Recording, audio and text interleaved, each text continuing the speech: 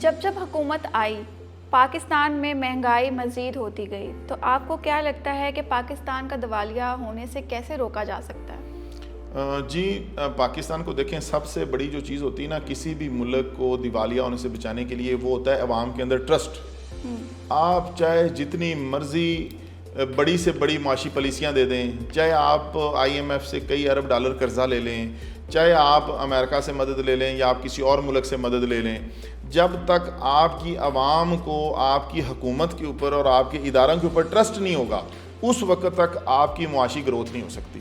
دیکھیں، جب آپ کا بزنس مین ٹرسٹ میں ہوتا ہے تو وہ نئے نئے پروجیکٹ شروع کرتا ہے، وہ نئی نئی اس سے جاب اپرچونٹیز پیدا ہوتی ہیں، اس سے زندگی کے اندر، معاشرے کے اندر بے شمار شعبہ جات کے اندر، دوسرے ڈپارٹمنٹس کے اندر بھی روزگار ملتا ہے۔ لیٹس سپوز اگر ایک کنسٹرکشن انڈسٹری جو ہماری شعبہ تعمیرات جب پروگرس کرتا ہے تو اس سے 36 الائیڈ انڈسٹریز ہیں جو وہ بھی رن ہوتی ہیں۔ تو اگر بزنس مین کو یا پاکستانی عوام کو جب ٹرسٹ نہیں ہوتا تو لوگ اسٹاک ایکسچینج سے بھی پیسہ نکال لیتے ہیں، لوگ اپنے بزنس سے بھی پیسہ نکال لیتے ہیں، لوگ بینکوں سے بھی پیسہ نکال لیتے ہیں، لوگ کہیں پیسہ انویسٹ نہیں کرتے۔ اور ایون کہ جو ہمارے اوورسیز بھائی بیٹھے ہوئے ہیں، باہر بھائی بہنیں بیٹھے ہوئے ہیں، وہ لوگ ہمارے اوورسیز پاکستانی بھی پاکستان میں فورن ایکسچینج کی ٹرانسفر نہیں کرتے۔ تو جب آپ دیکھیں کہ آپ کا زر مبادلہ باہر سے آتے ہوئے بھی فورن کرنسی رک جائے، آپ کی جو امپورٹ ہے اس کے اندر بھی پرابلم ہے، آپ زیادہ چیزیں باہر سے خرید رہے ہیں اور آپ بیچ کم چیزیں رہے ہیں، تو یہ وہ ساری چیزیں ہیں جن کو ٹھیک کرنے سے ہمارے ملک کی معیشت بہتر ہو سکتی ہے۔ اور ان ساری چیزوں کو ٹھیک کرنے کے لیے ایک پائیدار حکومت کا ہونا بہت ضروری ہے، اور پائیدار حکومت کے لیے الیکشن کا ہونا بہت زیادہ ضروری ہے۔ تو free and fair election conduct ہونے چاہیے پاکستان میں، اور فوری طور پر ہونے چاہیے، تاکہ پاکستان ترقی کی منزل کی طرف جا سکے۔ جو صاحب، کیا آپ کو لگتا ہے کہ پاکستان کو ترقی یافتہ ملک بنانے کے لیے صرف سیاست ہی نہیں، عام انسان کی بھی کوئی کاوش ہو سکتی ہے؟ جی دیکھیں، سیاست کے اندر جب تک عام انسان انوالو نہیں ہو جاتا تو میں سمجھتا ہوں کہ وہ سیاست ہے ہی نہیں۔ جب تک ہمارا ایک عام پاکستانی، جب تک ایک عام شہری، ایک غریب آدمی بھی ہماری سیاست کے اندر پارٹیسپیٹ نہیں کرتا، اس وقت تک ہم کسی صورت میں پاکستان کو ایک ترقی یافتہ ممالک نہیں بنا سکتے۔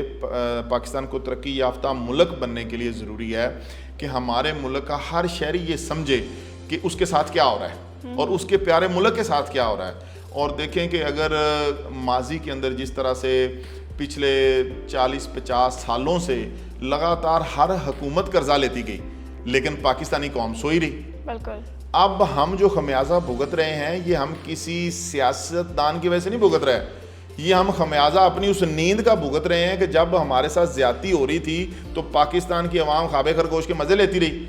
اگر یہ 40-50 سال پہلے عوام بیدار ہو جاتی اور ان حکمرانوں کا گریبان پکڑ لیتی اور ان کو روکتی کہ بھائی یہ قرض نہ لو، یہ سود پہ پیسے نہ لو، اپنے اخراجات میں کمی لاؤ، آپ دیکھیں کہ پاکستان کے اندر ایک جو بیوروکریٹ ہے وہ کتنے لاکھوں کروڑوں روپیوں میں عوام کو کاسٹ کرتا ہے۔ تو پاکستان جیسا غریب ملک جس نے اپنے بیوروکریٹس کو اتنے بڑے بنگلے دیے ہوئے ہیں، کیا یہ پالیسی درست ہے؟